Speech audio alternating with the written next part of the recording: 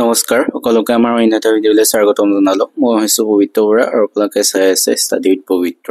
ইতিমধ্যে ADR result ঘোষণা কৰিলে, গ্ৰেড 3 আৰু গ্ৰেড 4 ৰিজাল্টসমূহ দিলে। সকলোৱে নিজৰ মোবাইলতে কেনেদৰে ৰিজাল্টসমূহ চাব পাৰিব এইটো ভিডিঅ'ত জনাম, গতিকে সকলোৱে শেষলৈকে চাব। আৰু কিছুমানে কমেণ্ট কৰি আছে যিহেতু পাছৱৰ্ডটো পাহৰি গৈছে, গতিকে পাছৱৰ্ডটো পাবলৈ কি কৰিব বা পাছৱৰ্ড নোহোৱাকৈ কেনেদৰে ৰিজাল্টটো চাব এইটো ভিডিঅ'তে জনাম, গতিকে সকলোৱে ভিডিঅ'টো শেষলৈকে চাব।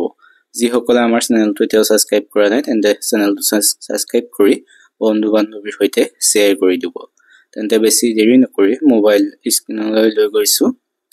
তোমালোকে মোবাইল স্ক্ৰীনত গৈ তোমালোকৰ যিটো ক্ৰম ব্ৰাউজাৰ সেইটো ওপেন কৰিবা আৰু তাত তোমালোকে সাৰ্চ কৰিবা www. যি দিয়া আছিল ৱেবসাইট assam.gov.in সেইটো তোমালোকে সাৰ্চ কৰিবা।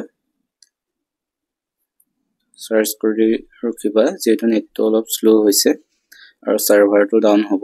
আৰু ইয়াতে ওপৰত যিটো লিংক দিয়া আছে আসাম বুলি তাতে ক্লিক কৰিবা। ক্লিক কৰি অলপ দেৰি ওয়েট কৰিবা। তাৰ পিছতে এখন লিষ্ট ওলাই যাব। ইয়াতে গোটেই এখন পেপাৰৰ যি লিংক আছে ৰিজাল্টৰ গোটেই সমূহ দিয়া আছে লিংক 1 2 3 বুলি। গতিকে তোমালোকে যোনখন পেপাৰ চাব বিচাৰা এইখনৰ বাবে তলত যি সমূহ লিংক দিয়া আছে এই লিংকত ক্লিক কৰিবা। ইয়াত গোটেই কেইখন যেটো 5খন পেপাৰৰ লিংক দিয়া আছে আৰু তাত যিকোনো এটা ক্লিক কৰিবা। তাৰ পিছতে তোমালোকৰ ইয়াত চাও যি এপ্লিকেশন নং আৰু পাছৱৰ্ড, এই এপ্লিকেশন নং আৰু পাছৱৰ্ড বহুৱাবলৈ আহি গৈছে।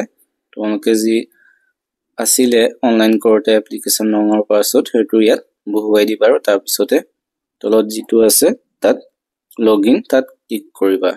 ক্লিক কৰাৰ লগে লগে তোমালোকৰ যিটো ৰিজাল্ট সেই ৰিজাল্টটো সকলোৱে পাই যাবা। আৰু যদি তোমালোকৰ বহুতে যেটো পাহৰি আছে কেনেদৰে পাছৱৰ্ডটো, সেই পাছৱৰ্ডটোৰ বাবে তোমালোকৰ যিটো ফৰগেট পাছৱৰ্ড আছে ফৰগেট পাছৱৰ্ডটো ক্লিক কৰিবা আৰু চাওক ইয়াতে আছে, ইয়াতো তলত যিটো ফৰগেট পাছৱৰ্ড বুলি আছে সেই ফৰগেট পাছৱৰ্ডটো ক্লিক কৰিবা।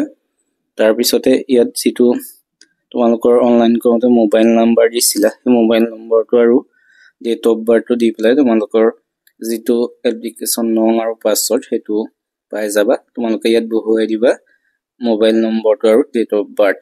এই দুটা বহুৱাই দিয়াৰ পিছতে তোমালোকৰ মোবাইললৈ মেছেজত আহি যাব এপ্লিকেশন নং আৰু পাছৱৰ্ডটো। তাৰ পিছত তোমালোকে আগত যেনেদৰে ৰিজাল্টটো চাব পাৰে তেনেকে সকলোৱে চাই ল'ব পাৰিব।